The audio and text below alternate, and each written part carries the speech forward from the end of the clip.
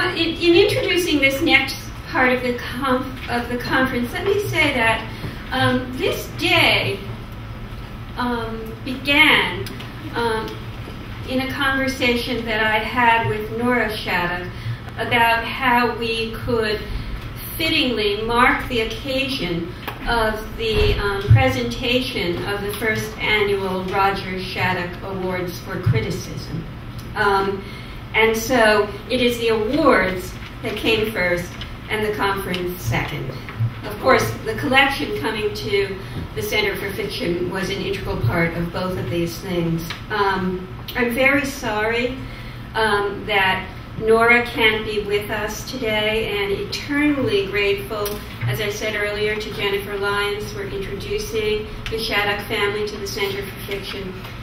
I am very, very pleased that Roger's daughter, Patricia Shattuck, and her granddaughter, Ruth Shattuck Bernstein, can be with us today for this segment of the program when we announce and we'll hear from the recipients of the first annual Roger Shattuck Prize in Criticism. Thank you. Patricia.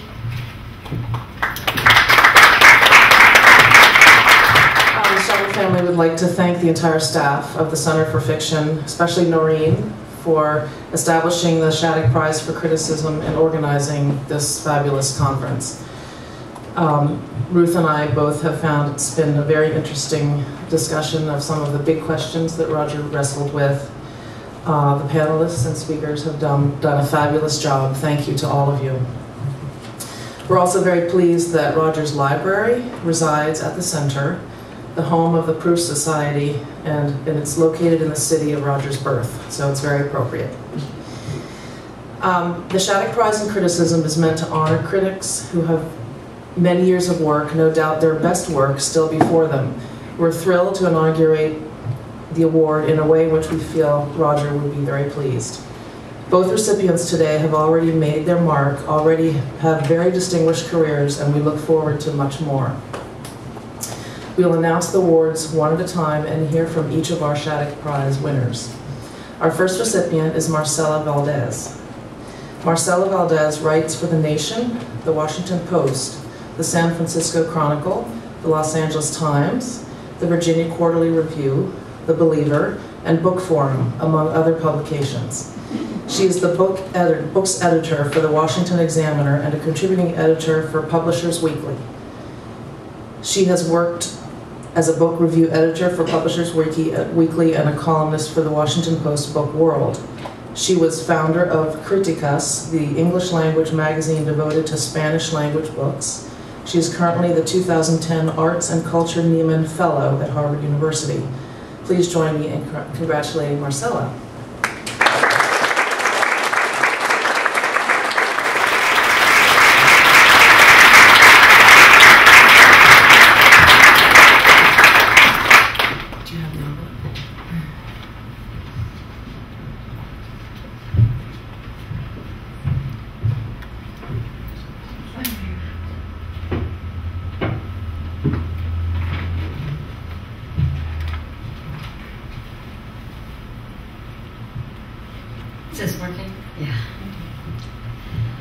Thank you. It is a tremendous honor for me to receive this award from the Shattuck family and from the Center for Fiction. It moves me to think that an organization devoted to fiction can value what I try to do. I'd like to begin by thanking a few people who helped to bring me here today. Heidi Julowitz at The Believer took a chance on me in 2003 and let me write a 10,000-word essay on Yukio Mishima at a time when the longest piece of criticism I've done ran about 1,800 words. Ted Genoways and Kevin Morrissey at the Virginia Quarterly Review gave me an assignment to write about Roberto Bolaño and didn't complain when I turned in a strange two-headed beast of reporting and straight criticism that looked very little like the article I'd proposed to write. John Pellatella at The Nation shared my enthusiasm for two-headed beasts. And and allowed me to try out more and more complex versions of them, while also giving me the privilege of writing about Spanish language books before they'd ever been translated into English. And finally, my husband, John Beckman. A novelist and scholar in his own right, he has encouraged and supported me in those unhappy nights when my own confidence has failed. He has cooked me countless dinners when I've been on deadline, and he has given me that precious gift, a loving marriage. I see a few familiar faces in this room, but most of you, I suspect, know very little about me. So I think it's only polite to tell you a bit about the person who is receiving this award. My parents moved to this country from Chile in 1974, not because of the military coup that took place in Chile the year before, but because of my father's ambition. A practicing doctor in Chile, he traveled to Cambridge, Massachusetts on a fellowship to improve his surgical skills. I was born a few months after he arrived with my mother and my older sister. And thus, I became the only person in my family whose first words were spoken in English, an experience that has given me an instinctive understanding of the power of words. Like many immigrant families, mine moved around a lot. By the time I graduated from high school, I'd lived in 6 different cities and gone to 7 different schools. Maybe this is why, ever since I learned to read, I've always had my head in a book. For many of my formative years, books served me as both magnifying glass and safety blanket. They were my most reliable friends. I could pack them in a box and take them wherever we went next. I could bury my head in them every time I needed to sit down in a new school, in a new cafeteria, surrounded by faces that were curious, hostile, or just indifferent.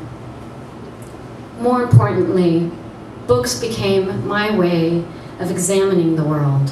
And I wonder if this isn't true, if this isn't an experience that all of us in this room share. Novelists, critics, devoted readers, how many of us have first really learned about love or war or grief in the pages of a magnificent book? And how many of us, when confronted with some troubling puzzle, like the psychology of suicide bombers, or the persistence of poverty amid wealth, or the systematic killing of women in a town in northern Mexico, don't turn first to the bookshelf to look for our answers? William Gass once wrote that the writer is a person who chooses to relate to the world through words. And this is as true of critics and editors as it is of novelists. Roger Shattuck himself was a man who was not interested just in French literature or Marcel Proust. In his essay, How to Read a Book, he describes 3 kinds of reading. We read, he wrote, for basic comprehension of words and sentences. We read for literary response to the parts and the whole of a work. And we read for the relations of the work to other works and to life itself. All 3 of these kinds of reading, I would venture, correspond to different functions of the critic. And Shattuck's excellence lay in his ability to deftly exercise all 3. To make the complicated intelligible, to heighten appreciation of aesthetic engineering, and to illuminate the thoughts about art and the world that form the beating heart of every great work of fiction. I worry sometimes that so much writing about books today seems to dispense entirely with these 3 functions. We live in an age of opinion, but not enough thought is given to the process by which our opinions are formed. One could give a whole lecture on this topic, but it's late in the day, so I will offer just one thought. I believe that all good criticism must begin with a serious attempt at understanding. A critic must endeavor to answer the question, what is this author trying to do, before she moves to any form of judgment. Understanding will always be imperfect, of course, and it's not the same as approval. We can all understand a book and loathe it. But without that first step, criticism slides into egoism, and that is the most vulgar corruption of our art. In recent years, my own attempts at understanding have grown to encompass not just individual authors and particular books, but the post-dictatorship world of Latin America.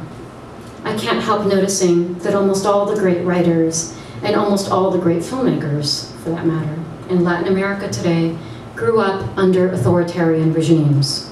They grew up, that is, amid deception and repression and torture, even if they themselves were spared the most direct experiences of these political vices. Many of their works grapple explicitly, if not always consistently, with this brutal legacy. It's no coincidence, I think, that so many of them love detectives. And why should the rest of the world care? I'd like to offer two reasons. First, because from these dirty wars have sprung another stretch of banquet years. Not since the 1970s have we seen such a profusion of exceptional novelists by Latin American writers. Second, because repression and violence have not gone away. Maybe they will never go away. And in these books lie clues about how people get through such dark eras and how they rebuild themselves in civil society again.